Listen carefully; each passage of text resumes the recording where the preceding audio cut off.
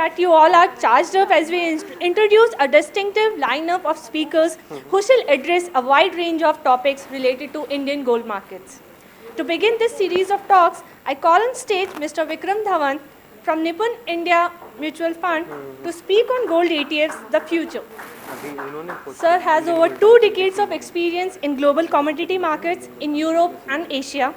Currently, he is the head of the commodities and fund manager at Nippon India Mutual Fund. Previously, he has held positions at the Bank of Nova Scotia, NM Rothschild and Sons Limited, Vedanta, the Aditya Birla Group, and Nippon India AIF. Please, sir. Thank you very much. Yeah, okay, sure. Okay. All right. So after a very colorful presentation, there is some dry stuff coming up. So I hope you had good food to eat and some black coffee as well along with it. So it's a very unstructured presentation. The purpose is that we are very heavily regulated, and there are a lot of copyright issues we get into if I put a Nippon, tag over here. So it's please forgive the tardiness of the presentation. So I think there are a lot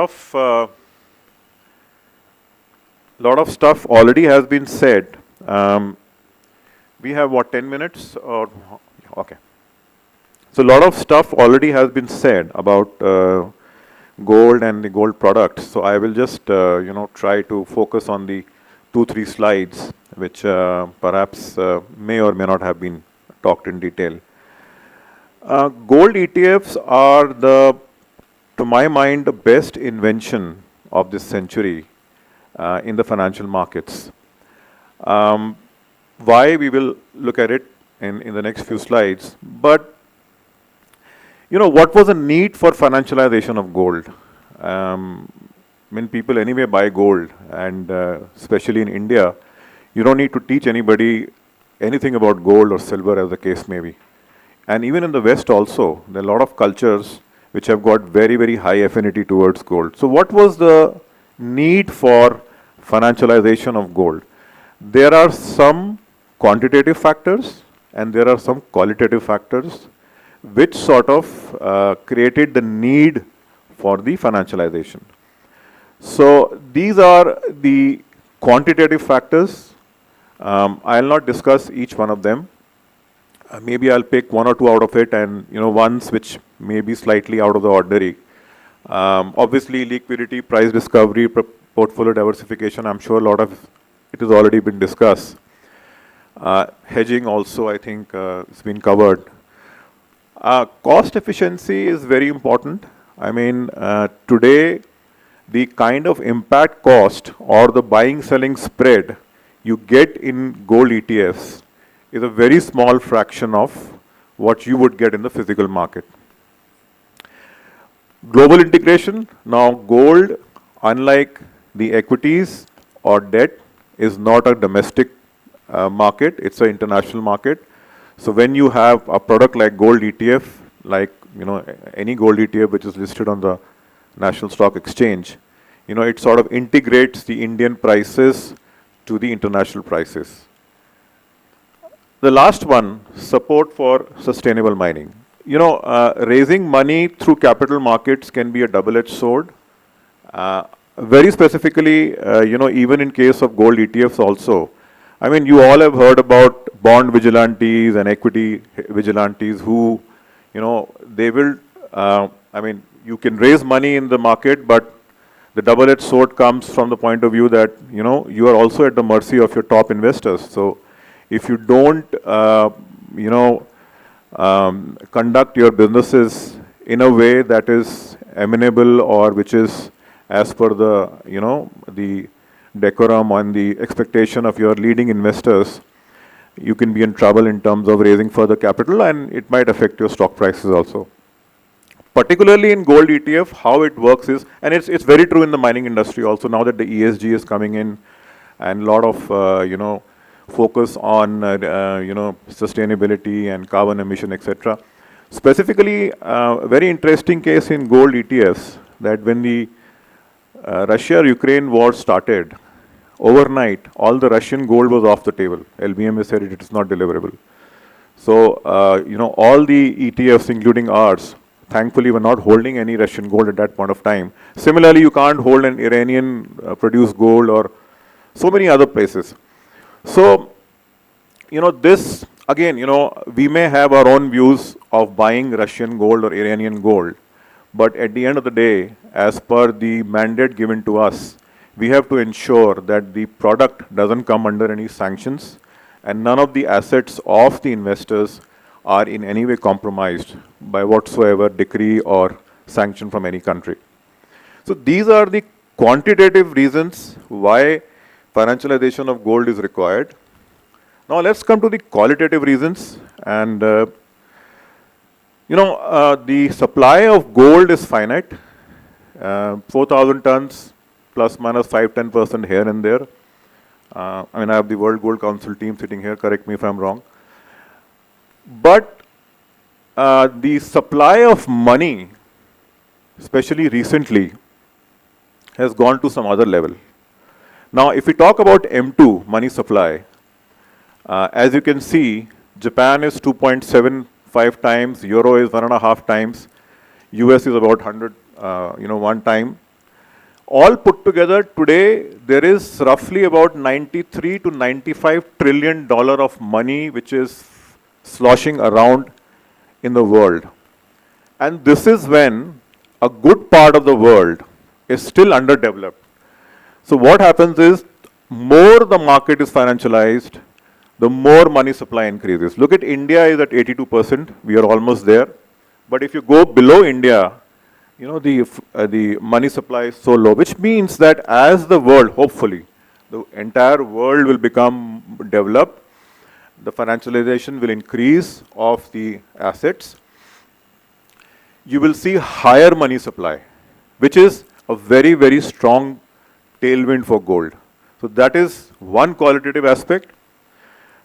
Obviously, the gold ETFs were not started keeping into mind these things. They were more from the point of view of liquidity and accessibility. But these factors have become very, very important and they have come in the forefront when we talk about gold and gold ETFs. The other very important reason, and here probably either it may wake you up or put you to sleep depending upon in what mood you are. This is a forecast by Bloomberg. It was done as recently in October this year. So as you can see that in the next 20-25 years, the global debt is expected to leapfrog. If you look at US, the global debt is expected, their debt is expected to go to 200%, twice the GDP.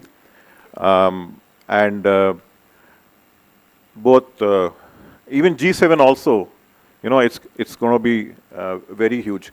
Now, the thing about US is, Italy having a debt crisis is a $4 trillion problem, but US having a debt crisis is a $40 trillion problem.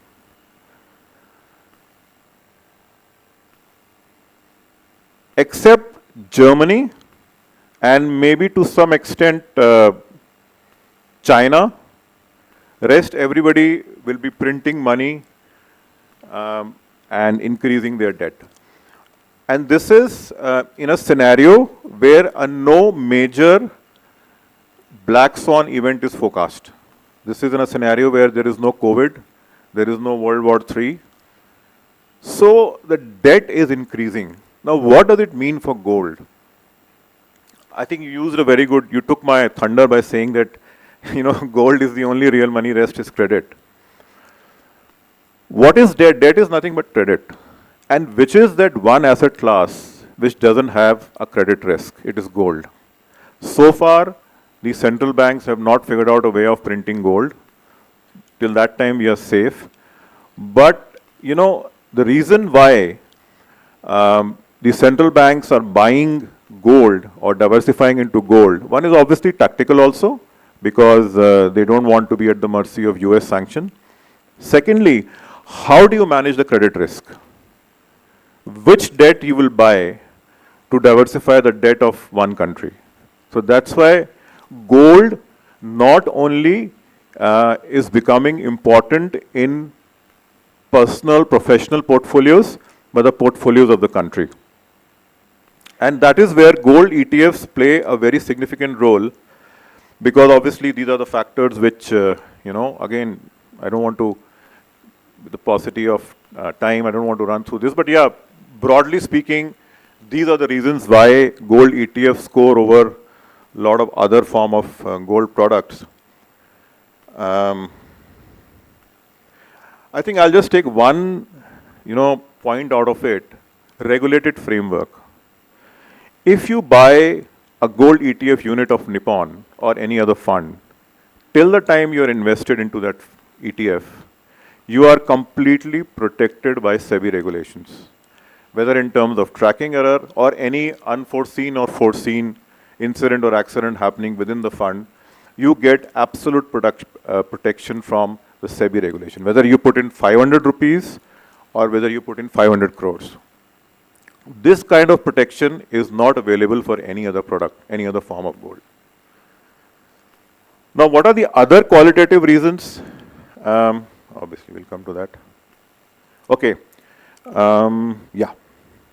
Climate. Now, obviously, climate is a lot more related to silver, because silver is used in green tech. But you have to understand that, this year has been the highest year in terms of global temperatures. This may lead to disruption in the commodity markets. This will, because, the yields of various grains will, start becoming, erratic if this trend continues. And it's not a very small temperature rise. I mean, for the world to have some sort of a climate issues, you just need a half a degree or a 1 degree change to happen in the next 10 years for things to get really scary. It will lead to a lot of disruption in climate, weather patterns. It may also lead to a lot of geopolitical uncertainties and issues and events.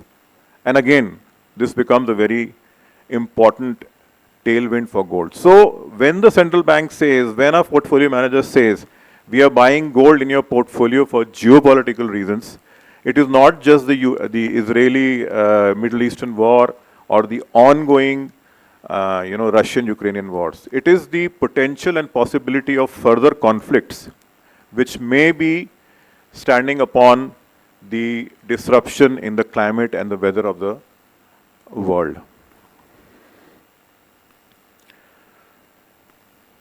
Okay, one last qualitative factor for gold ETF.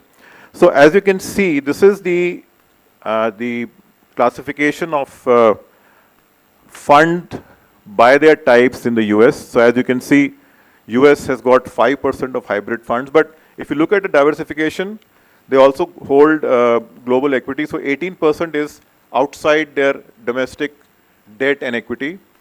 Similarly, if you go to Europe, the multi-asset or the multi-asset strategy is 22%. What it means is that in India, it is less than 1% right now. If you go to any emerging economy, the asset allocation strategies are less than 1%. So particularly in case of India, the journey for gold ETFs for portfolio diversification has just started. Okay, last 3 slides, no more. I will also like to, since I am on the stage, I like to also tom the achievements of our fund, what we have done. As per the Bloomberg ranking, we are now 9th largest in the world, the Nippon India Gold ETF. In terms of flows also, we are 8th overall globally and 5th overall in the month of, 4th overall in the month of November. Now, the reason for sharing this is that this is a homegrown fund and this is being brought about with the existing regulations and limitations. And I mean, I'm very grateful that IIM is, has this gold policy center. So the gold has finally got a voice.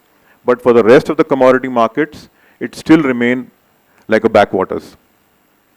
So I think the regulators, the establishment should see that what is possible in the commodity markets when we can reach top 10, top 5 in the world, I'm sure there's a lot to be done on gold on the other fronts also.